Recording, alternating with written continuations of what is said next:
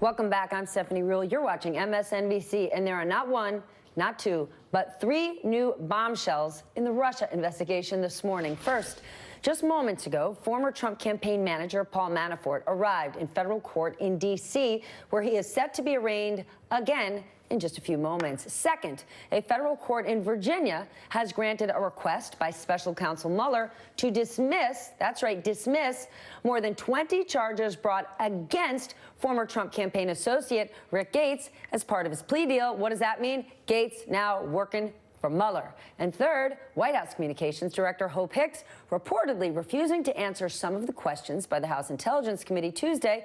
New York Times reports she said her work for President Trump occasionally requires, that's the word that sticks out to me, requires her to tell, quote, white lies. Hope Hicks, in case you're watching, here in the United States, in a free country, absolutely no one can require you to lie. It's a choice.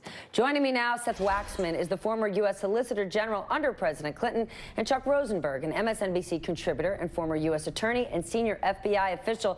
These two gentlemen are serious business. Seth, you first. Hope Hicks and her white lies. New York Times says she insisted that she had not lied about matters material to the investigations into Russia's interference in the 2016 presidential election and possible link to Trump associates, according to three people familiar with her testimony.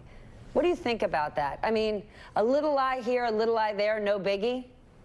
Yeah, well, so first, I wasn't the Solicitor General. I was a federal prosecutor here in D.C. But in any event, you know, the way she characterizes her lies are just, frankly, self-serving. You know, when I hear that from her, what I think of is Bob Mueller. You know, he's already met with her once or for a period of hours. And when I hear that, if I'm Bob Mueller, I say, well, I got to bring her back now and find out which of those things that she talked about were just white lies or real lies or whatever the way I want to characterize it, as I'm the prosecutor leading that investigation. So, you know, large or small, Seth, no one's required to lie.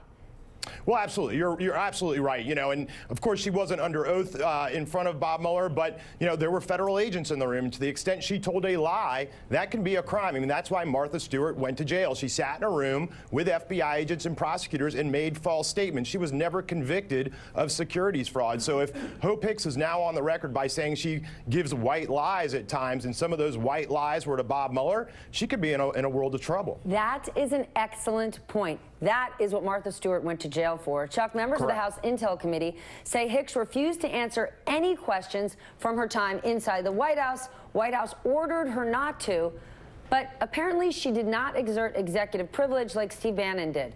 Walk me through what that means, and does it end in a subpoena? Well, it might end in a subpoena. We'll see if the congressional investigators have any interest in putting some teeth behind their demands. I can tell you this, though, Stephanie. It's not going to fly in front of Mueller. There's big league pitching and there's little league pitching, and the Mueller team are big leaguers.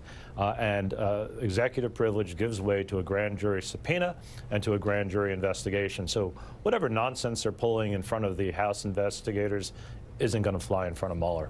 Little white lies aren't cute with Bob Mueller. Seth, Mueller's request to dismiss 20 charges against Rick Gates, that's been granted by a federal court in Virginia as part of the plea deal.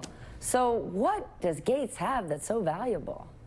Well, he has a 10-year career with Paul Manafort, knows their relationship intimately. You know, I would almost assume and can be certain that Bob Mueller has emails, bank records, other documents, and now Rick Gates, as a cooperator, can breathe life into those documents for Bob Mueller, walk him through that relationship, tell him where the bodies are buried, and frankly, that is a huge get for Bob Mueller to try to flip one of the three key people, in my opinion, he is trying to flip: Paul Manafort, Don Jr., and Jared Kushner. He gets one of those three in his camp, then he is right there with the president in the room at the Russian in Trump Tower, and everything else that is key to that 2016 election. Yikes. If Rick Gates is breathing life into those documents, could it be a death sentence for someone else? Does this mean, in your opinion, Chuck, we could see Paul Manafort plea out here, change his tune?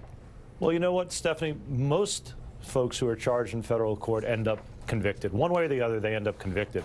And most of those end up convicted because they plead guilty. And if you just read the indictments in which Gates and Manafort had been charged together, and you accept them as true, and I do, then you see that Gates has a ton of stuff on Manafort. So I think Seth is exactly right. I think Gates could be really important in other aspects of the case, but frankly, if nothing else, he absolutely can stick it to Manafort because he knows everything Manafort did because they did it together. They did it together. Well, it's certainly going to be a very busy day in Washington and federal court. Gentlemen, thank you so much. I know you'll be focused on this, and so will we. Up next, we told you earlier that